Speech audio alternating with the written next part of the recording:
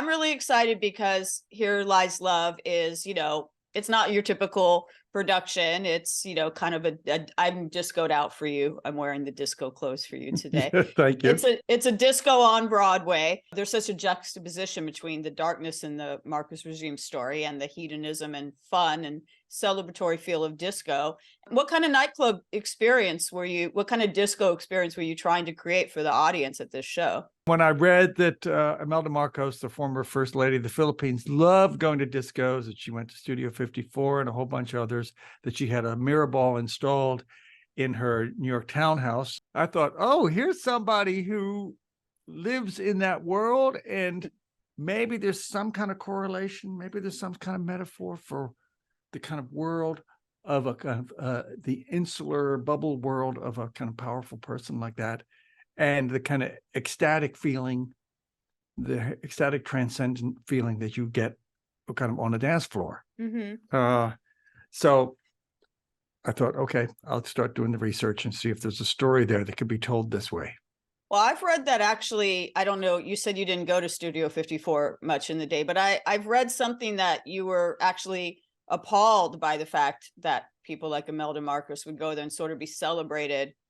The red carpet would be rolled out for them like they were these celebrities when, like dictators were basically going to Studio 54.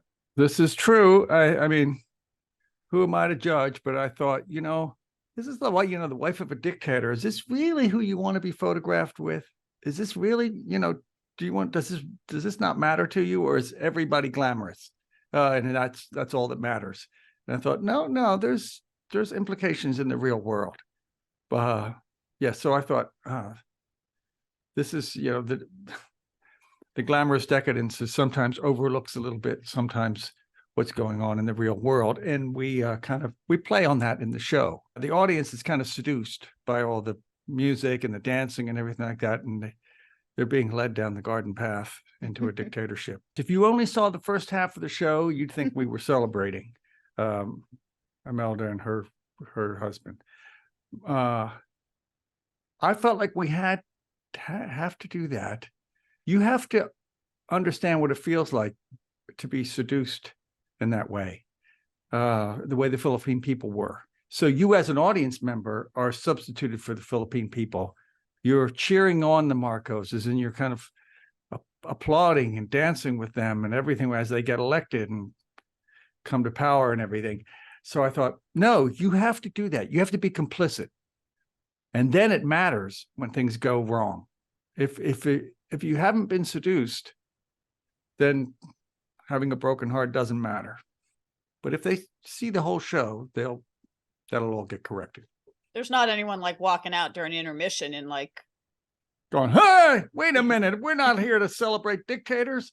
Yeah. I assume that's not happening. I assume people are staying for the whole thing.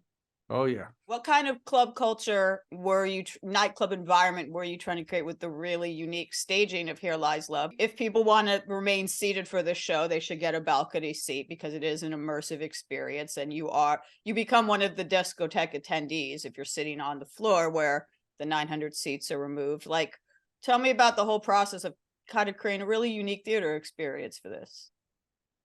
We managed to have a Broadway theater owner agree that we could take out all the orchestra seats, extend the stage out into the house, and basically turn the whole stage and the orchestra into a dance floor.